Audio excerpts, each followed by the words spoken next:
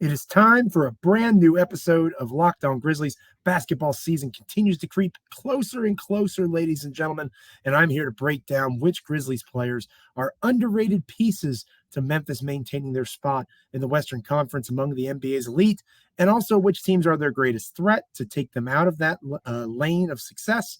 And then at the end of the show, we're going to have a little bit of fun with the start of football season. Let's get locked in. Thank you so much for making Locked On Grizzlies your first listen every single day.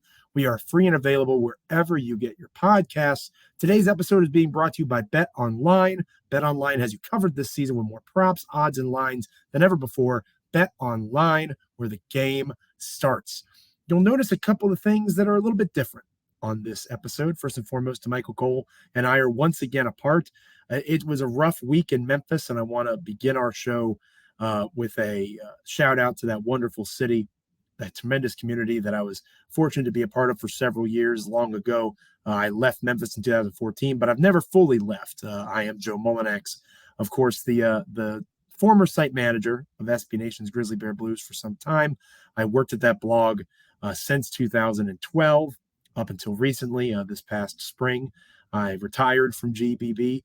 So I understand Memphis not as well as those that have lived there their whole lives, but I've got a good feel for the city, and I know the city's hurting after the events of the last week. My thoughts are with everybody that has been impacted and with the city as a whole. DeMichael Cole, my co-host, works for the Commercial Appeal there in Memphis, and he's been called into duty. He's been pretty busy helping at the news desk, so we haven't been able to get our schedule straight. It's been a crazy time. But I'm grateful to be with you on this episode. Again, thinking of those impacted by the various events of the last week or so. They're in the Memphis area, and know that we are continuing to send you good thoughts, well wishes, trying to find ways in my way from afar that I can help and continue to make it known that Memphis is a wonderful place. No city is perfect, and I am a big supporter to this day and will continue to be of the Memphis area. So thinking of you guys as things continue to grind forth there, and hopefully, DeMichael and I will be back together here soon. On this episode of the show, you'll notice that the opening video, not quite ready yet. We're making a transition to a new streaming service that I think will be better in the long run as we get the NBA season started, but we don't quite have all of our resources transferred over yet. We'll make sure we get that in as soon as possible. Thank you for your patience as we're undergoing renovations a bit on our end as a podcast, as part of the Locked On network that we're very excited to be a part of. Key cog in that machine. Speaking of key cogs in machines, on this episode, I wanted to dive into the idea of players that are going to be vitally important to the Memphis Grizzlies, not just in the here and now, but beyond this upcoming start to the season, the entire season, that aren't named Ja Morant, right? Because it's really easy to say that Ja Morant is going to be such a massive piece of what the Memphis Grizzlies are trying to do this upcoming season, because he's going to be, right? He's going to be an MVP candidate. He's going to be a guy that's probably going to get 30 points a game early on, 8 assists a game, maybe even flirt with 4 or 5 rebounds, a steal a game. He is going to be in that early season MVP candidate conversation for a variety of reasons. Jaren Jackson Jr. not being there, just the own growth in his game, his realization that he is a legitimate superstar in the National Basketball Association. He's a top 10 guy. That all adds up to confidence for someone who has a habitual chip on his shoulder. He doesn't lack in confidence, but he knows that he comes from humble beginnings in terms of how he got his basketball start in South Carolina, and he isn't going to let that go so easily. So Nike shoe this, 93 and 2K that. Ja Morant's going to come out guns a-blazing. As long as he's healthy, he's going to be one of the best players in the NBA from the jump. So it'd be easy to say Ja Morant. It would even be easy to say Desmond Bane. Desmond Bane is one of those top 2 or 3 guys on the team now, a key piece, not just this season, but beyond. So let's do a little more of a deep cut. Let's look at 2 players in particular that, just in my reflections getting ready for this episode, I really wanted to take a look at. And I'm going to start with somebody who Parker Fleming, who replaced me over at grizzlybearblues.com, doing a remarkable job as the site editor over there in his first few months with the gig. He wrote about this guy and it inspired me. I highly recommend you go check it out over at GBB. It's about Zaire Williams. And Zaire Williams is a player that fascinates me in the short term. Long term, I think it's fair to say that he projects to be exactly what Memphis needs him to be, a 6'9", true guard, wing player, can maybe play the four a little bit, but that's not what he's destined to do. That's not what he's built to do. He has the athleticism, he has the length, he has the foot speed, the lateral quickness to be able to play on the perimeter exclusively. And at 6'9", that's extremely important. There's not a ton of guys that can do that in the NBA. So Zaire being someone that long-term fits really well with Ja and Jaren and Desmond Bane. I see that. What he's going to have to be for the Memphis Grizzlies this coming season is where questions rise for me. And I thought Parker did a really good job outlining in the piece how you can expect reasonable growth from Zaire Williams. Because remember, he was one of the worst rotation players in the entire NBA when the season started last year. He was atrocious and he got better and he was expected to be a project and all those things. None of that meant that he was a bust as a pick. Obviously, he grew and took advantage of the opportunity. When he got injured, he watched on the side. He was a true student of the game. He came back and he improved and he showed his value and what the Grizzlies saw in him to make the trade that they did to move up for him. But I do see a bit of concern in terms of his place as the lead guy on that reserve unit. Now, some of you are listening to this and you're saying to yourself, Joe, he's not going to be that guy by himself. Taylor Jenkins, the head coach of the Memphis Grizzlies, he's going to go and, make sure the rotation is spread out. He is going to have Ja Morant with Zaire. He's going to have Desmond Bane with Zaire when Jaren Jackson Jr. returns.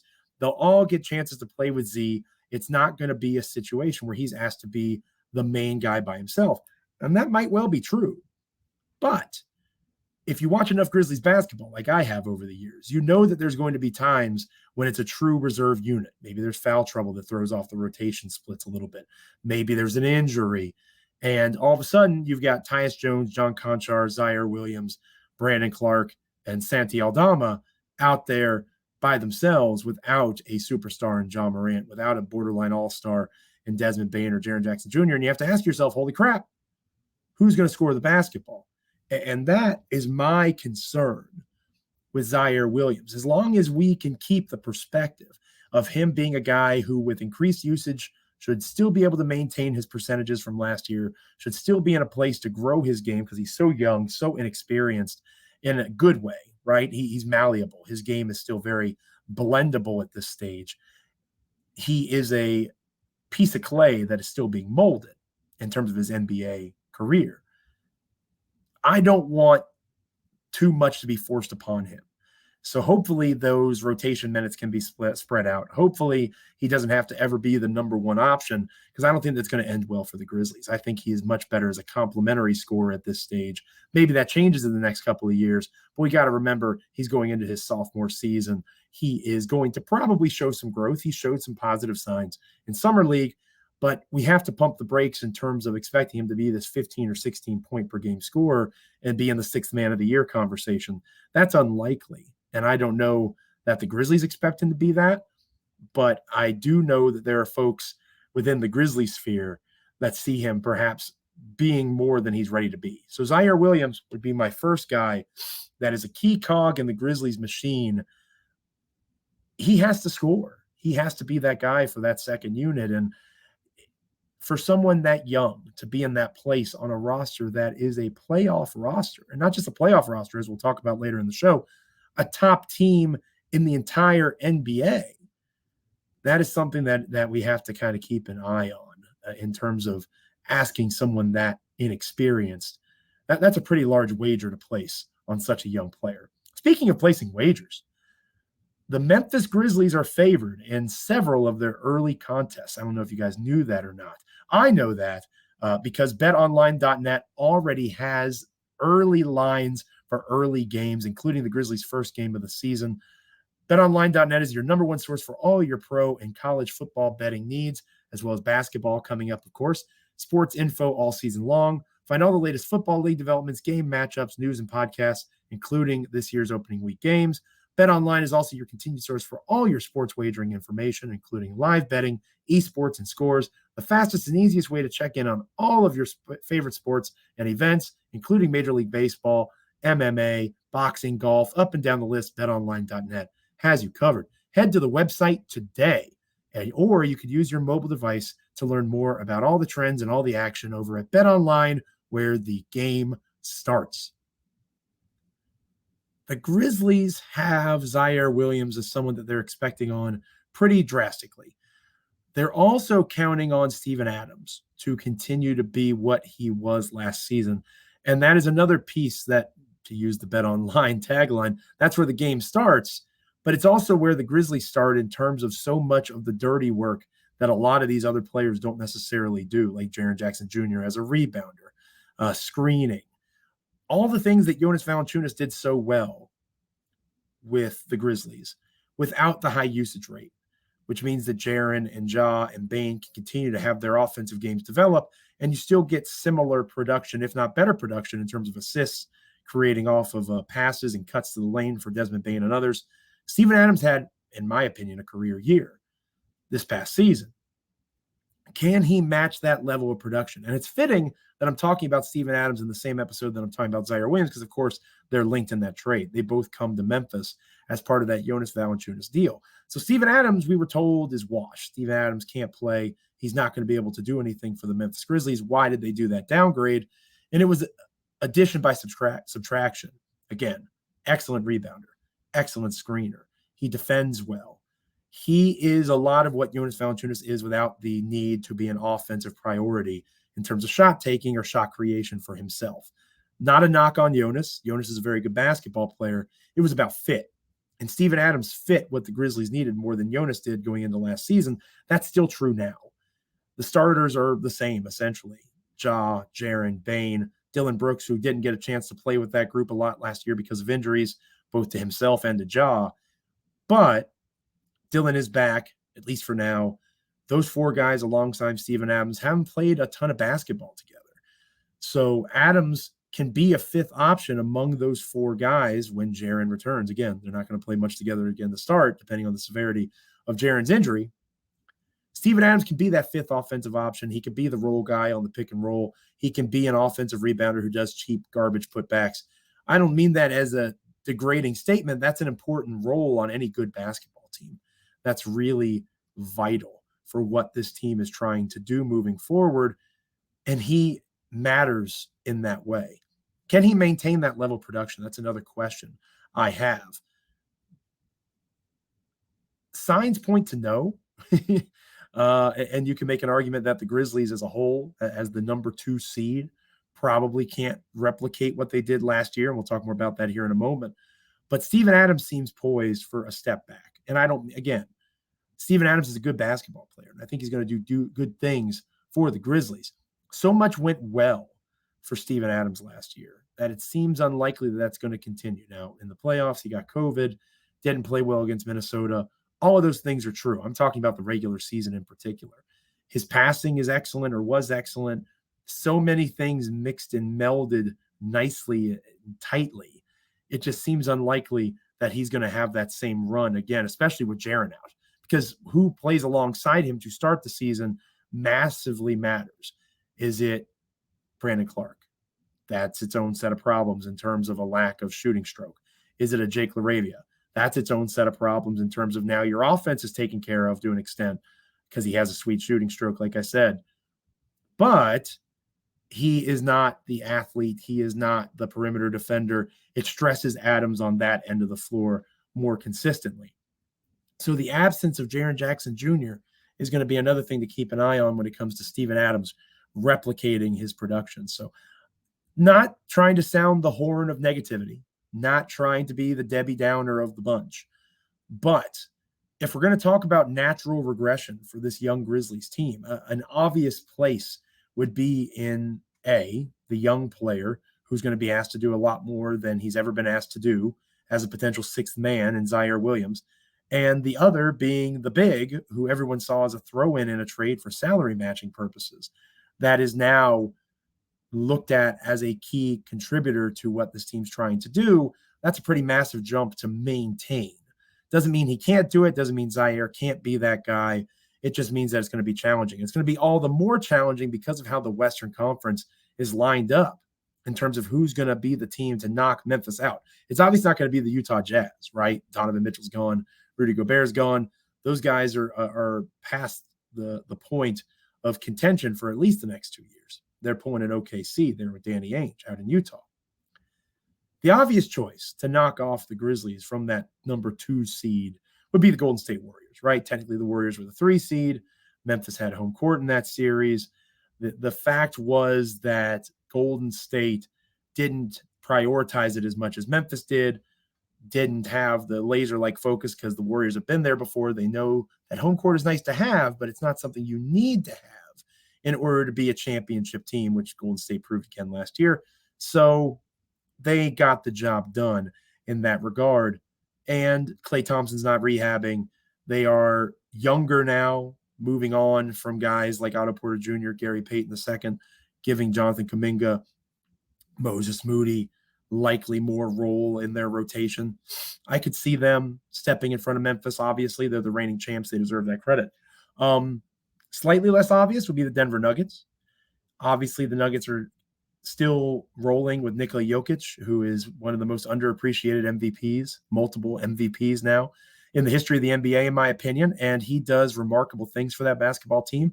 He carried them to a postseason appearance without Jamal Murray, without Michael Porter Jr., assuming both of those guys are back.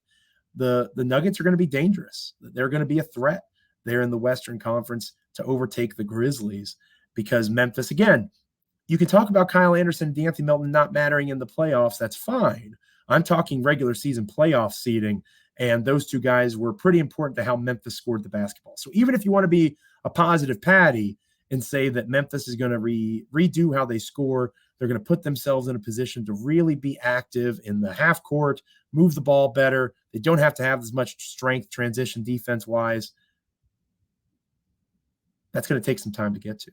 And then again, you got to reintegrate Jaren Jackson Jr. depending on how long he's out. So the Nuggets, assuming health, because Jokic is so special, because he'll have Murray and Michael Porter Jr. back in the fold, I think Denver makes a lot of sense. And then the dark horse choice of mine to supplant Memphis in the seedings, or in the seeding, again, if they play in the playoffs, it might be a different story. I want to stress that. The Minnesota Timberwolves. That all-in mentality that the Memphis Grizzlies, I've said it on these airwaves, podcast waves, YouTube waves, the Grizzlies are not all in. They're not. They have not made a contender move to show that their chips are pushed to the middle of the table. We are all in. You can argue that's the right choice. I don't know that they're wrong for not doing it. But the fact remains, with that movement comes a level of desperation. The Minnesota Timberwolves want to be one of the best regular season teams in the NBA. Maybe Memphis doesn't care about that as much as the long-term view, which understandable. They're still very young. Minnesota is not as young as the Grizzlies. They pushed in those chips. Rudy Gobert alongside Karl Anthony Towns, Anthony Edwards, D'Angelo Russell. It might take a little while to gel there as well, but once it does, Gobert's an excellent regular season big, one of the best, you could argue, in the history of the NBA. Again, regular season focus there. Anthony Edwards should take another leap. That team's going to be a heck of a fun one to watch. I'm excited to watch them. And like I said, maybe Memphis still makes it out of the Western Conference if they have a series against the Timberwolves. Maybe Memphis is the 6 and Minnesota's the 3. I don't think Memphis will fall all the way to the 7. It's possible, but it's not probable. Point being, I can see the Timberwolves going on some sort of a heater. I don't know that they'll be the 1 seed. Phoenix still exists. Again, Golden State. But Minnesota wants to have that level of success in the regular season. I think that desire matters. Obviously, Steph Curry still exists in terms of Golden State. He's going to have a major hand in what we were just talking about. But you also got Kevin Durant in the Eastern Conference. LeBron James, of course, still in the West. Giannis Antetokounmpo. All these guys are extremely valuable to their teams, but who is the most valuable NBA player this coming season? I know who gets my vote. His name's Ja Morant. Locked On and Bet Online present the NBA Top 50 Most Valuable Players starting on September 19th. That's a week from today. Find it on Locked On NBA, wherever you get your podcasts, and on YouTube. We're finishing up the show with a shout out to NFL football, baby. College football is amazing too, but the NFL finishes up their opening week tonight with Monday Night Football, and it's going to be really cool to see. I just wanted to take a few minutes to speculate, prognosticate, dream a little bit. Dream with me, dreamers. Come along with me on this ride as we think about which Memphis Grizzlies players would be the best football players. I have a bit of a football background myself in my day job. I'm a football coach. So I looked up and down the roster, and I put on my Coach Mullinax hat, which is a very large hat. It's an extra large, very large head, if you can't tell from this video stream.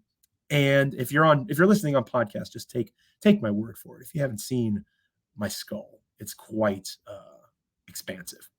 But I digress. Put on my Coach Mullinax hat, break down the roster, who I'd be most excited about. There's some easy answers, some cheap ones, right? Like David Roddy. He played quarterback in high school, bigger body. He's about 6'7", 6'8", I believe, around there, about 250 pounds. So he makes sense as a football player. Obviously, he's athletic enough to play professional basketball, and that's a little bit less demanding on the body is probably the nicest way to put it. Excuse me. But I think Roddy makes a lot of sense, of course. Desmond Bane, 6'5", 215, very well put together in terms of his musculature, would make a lot of sense as a football player. Again, at that 6'5" height, wide receiver, of course. That's one of the easy ones to say about NFL players. But Bane doesn't really have that elite speed, right? Like Ja Morant would be a slot. Ja Morant is like Allen Iverson, who, by the way, quick sidebar, go to the state of Virginia, go to the beach area, Virginia Beach, Newport News, that area down there in southeast part of Virginia. Ask those guys down there who the best high school football player is in the history of the state of Virginia, and they'll say Allen Iverson. And Allen Iverson obviously has a similar build to Ja Morant. So I think Ja Morant would have been a pretty electric football player at the quarterback position. I wouldn't say Ja at wide receiver. I would say Ja at quarterback and let him have the ball in his hands every play, like the point guard on the basketball floor. Ja at quarterback would have been a sight to behold in terms of zone reads and quarterback keeps. Good luck staying in front of him. I'd like Bane as like an H-back, tight end type, someone like again, this is kind of cheating because they're former basketball players, Tony Gonzalez, those types of guys that can go up, get the ball, run a good, strong route, have the physicality to go across the middle against the linebacker. I can see Desmond Bane doing that sort of thing. And then Steven Adams. Steven Adams is another one who we mentioned earlier in the show. At 7 foot, it's hard to be a good football player. You have to have a good low center of gravity to play football. And I think that Steven, when you get that tall, 6'8" is kind of the limit, to be honest with you. You get up to that height, and it's just hard to be able to bend your hips, bend your knees, keep your chest up, be able to move laterally, do the things you need to do. But I like the idea of Steven Adams as a tackle because of how well he screens. He shows an understanding of his size, his body, how to place it at different angles to create space for his skill player, the point guard, whoever's creating off of the pick and roll, to do their work. That's similar to the offensive line. So I would be intrigued by Steven Adams as an offensive tackle. I'm curious as to what that would actually look like. Can't really say much about Jaren Jackson Jr. I don't know that he really would have a football mindset or a football physicality standpoint. Not to say he couldn't, but I just don't necessarily see it as of yet. Xavier Tillman, maybe. I could see X being a defensive end type, a good anchor down on the weak side. Don't let anything come back across your face, set the edge, that sort of stuff. I could see Xavier Tillman being a good, steady defensive lineman. But there's a reason these guys play basketball, right? They're tall, they're running like deer, they have tremendous athletic ability. I think NBA basketball players are the very best athletes in the world, given their size and the things they're asked to do on the floor. Football is just a unique beast, right? Football is a collision sport. Basketball is a contact sport. Football is a collision sport. And it takes a certain type of mentality, a certain type of body type to really thrive and have success there. So David Roddy, obviously, playing football before. Same thing with Desmond Bane. I like Ja Morant as a quarterback. He would play quarterback for me. on my team, just to let him create, read what defenses are doing to him, make a call, and just explode out with his athleticism. I would definitely do some throwback passes. I'm not going to dispute that. Ja would be the benefit of some Philly special type things in Coach Mullinax's offense. No denying that. Shout out to the NFL. Welcome back, football. I'm excited about football for a variety of reasons. I coach it. I love watching it.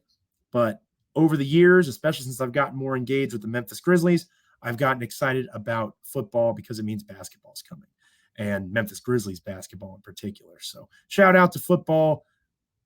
Shout out to the Grizzlies, who I think would make good footballers as well as basketballers. Thank you again for making Locked On Grizzlies your first listen every single day.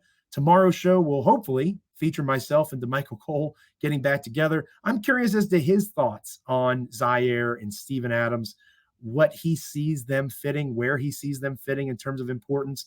Again, Ja Morant, obviously the straw that stirs the drink, but Zaire is a reserve. Steven Adams is that fifth starter. Can they maintain their production in the case of Adams? Can they expand upon it in the case of Zaire? I think those are fair questions to ask. We'll dive into that a little bit. And then I'm also curious, is he as concerned about the Minnesota Timberwolves as me? I feel like that's kind of a hot take. You know, talking about Denver, talking about Golden State. Lots of folks are going to see them as potential threats to Memphis. But Minnesota, maybe I'm just overrating Rudy Gobert. That's certainly possible. So I'm curious as to what DeMichael has to say about that. Hopefully we'll be able to talk that up on the next episode. Thank you again for making us your first listen every day. For your second listen, you should get up to date on the latest news and rumors in the NBA in just 30 minutes every day with Locked On NBA. Again, Locked On NBA, your daily NBA update in just 30 minutes. Thank you for taking this journey with me. Excited for the season that's coming up. DeMichael and I are going to have a great time chatting it up with you guys on all things Memphis Grizzlies. Make sure you're checking out the comments. Make sure you're subscribing, rating, reviewing, all those fun things, either on wherever you're getting your podcasts or on YouTube. Can't say enough how much we appreciate the support and how much we hope the support will continue to grow and expand as the season approaches. So again, I'm Joe Mullinax. Thanks for joining us. Until next time, stay locked in, Grizzlies fans.